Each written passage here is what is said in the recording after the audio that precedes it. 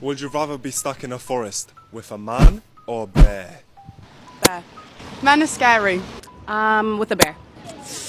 What I've heard about bears, they don't always attack you, right? Unless you like fuck with them. So maybe a bear. Depends what man, but probably a bear. Oh, 100% a bear, which is like terrifying to say, but Definitely a bear. Some men are very scary out there. A bear. I mean this in the most respectful way humanly possible. These guys are either doing this for clout or they are stupid beyond human comprehension. Before I get any more further, hey guys, this is the Paradox Prodigy and welcome to my first ever YouTube video. Now, I'm not a master at editing and I'm lazy as fuck to hire an editor, so you guys may as well enjoy this free gameplay while I keep on yapping away. Today, as you can tell from the start of the video, we're gonna talk about this man versus bear debate as well as debunk some of these horrendous points from these so-called TikTokers. So without any further ado, let's get to it. If the bear hurts me, people won't question whether or not it happened. First off, let's get one thing clear. Bears attacking humans is extremely rare. According to wildlife experts, the likelihood of encountering a bear, let alone being attacked by one, is very low. And in the rare event of a bear attack, people don't just accept it at face value. It is almost guaranteed that if you were to tell anyone that you were attacked by a bear, nobody would believe you.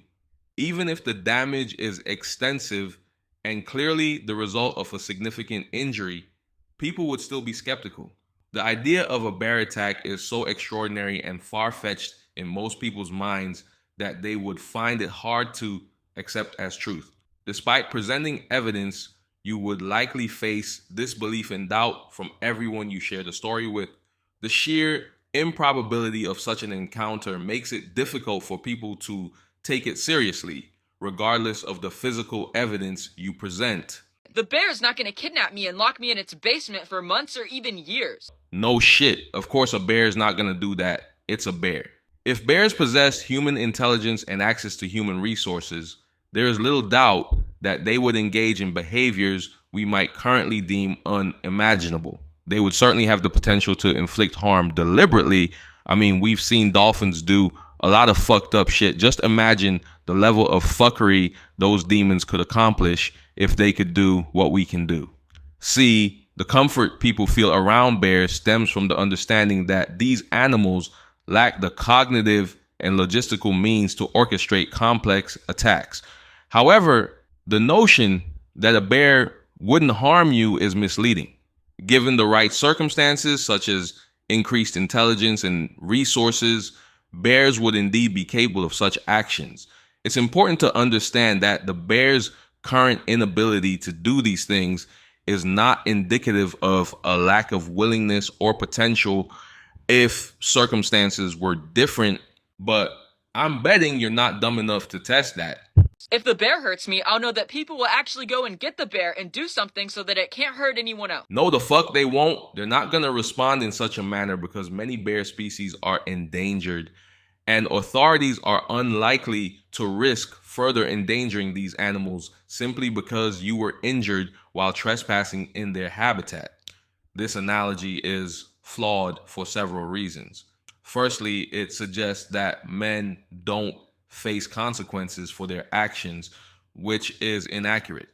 The existence of prisons underscores the fact that individuals, including men, are prosecuted for their crimes.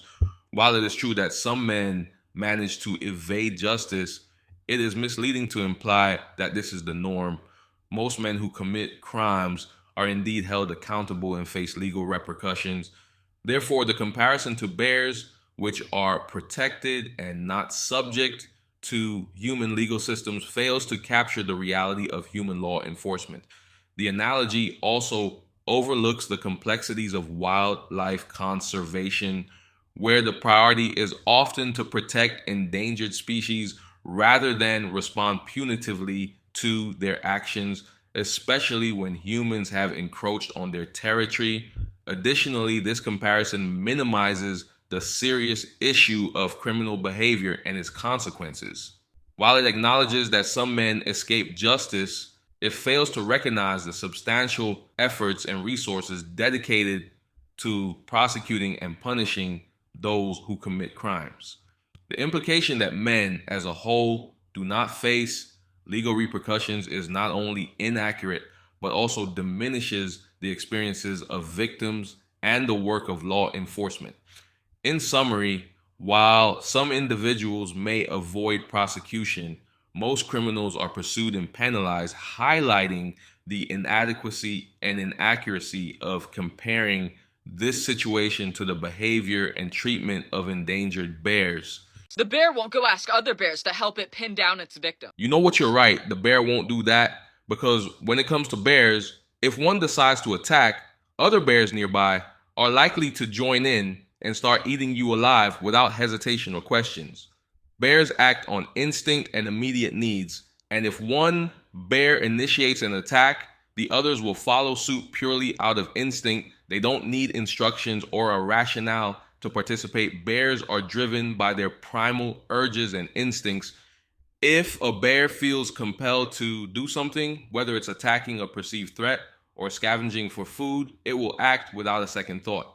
Their behavior is not governed by social constructs or moral considerations, but rather by basic survival instincts. This means that in a situation where a bear attacks, other bears in the vicinity are likely to join in, driven by the same instincts and impulses. They don't require coordination or explicit communication to act collectively. The natural behavior of bears reflects a world governed by survival and immediate response to stimuli rather than deliberation or consultation. In the wild, if one bear starts a potentially violent act, it sets off a chain reaction where other bears might follow suit purely based on instinctual drives. This illustrates the stark difference between human and animal behavior, where the latter operates on a much more primal and immediate level, devoid of the complexities of human decision-making processes. The bear's not going to do disgusting things to my corpse. Now, some people may not know this, but bears exhibit behavior that includes interacting with dead corpses without hesitation. In their natural habitat, the woods, bears assert their presence with a sense of ownership and purpose. The woods are their domain, and they go about their activities without concern for the presence of humans. In contrast, when encountering a random man in the woods, it's unclear what his intentions or purposes are. Perhaps he is hiking, hunting, or even living in the wilderness. Without knowing his motives, it's wise to refrain from making assumptions or interfering with his activities. This hypothetical scenario raises questions about the nature of being placed in the woods alongside a random individual. Both parties are essentially placed there without prior knowledge or consent, leading to uncertainty about each other's intentions. Considering hypothetical situations like this, it's essential to acknowledge that not every random individual in the woods is Jeffrey Dahmer. Hence, while it's crucial to prioritize personal safety and be vigilant, it's equally important to avoid unfounded assumptions and stereotyping. The behavior of a random bear? Predictable. The behavior of a random man? Unpredictable. Now, that's definitely not true. There's like a fuck ton of evidence showing just how unpredictable bears can be. Even individuals who have spent their lives working with bears and are trained to understand their behavior can be caught off guard by sudden and unexpected aggression from these animals. Bears, like all wild animals, possess instincts and behaviors that can be difficult to anticipate, even for those who have dedicated their lives to studying and caring for them.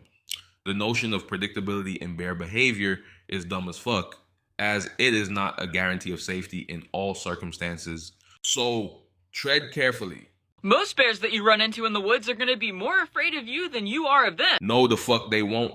While bears may not inherently fear humans, their response to our presence often hinges on whether or not they perceive us as a threat or a source of disturbance. In most cases, bears remain indifferent to human presence, going about their business without concern. Well, that's all I got for today, guys. If you enjoyed the video, be free to give it a thumbs up and subscribe for more content like this. Hopefully, I'll be able to make some money off this shit and get better editing. But until then, peace out.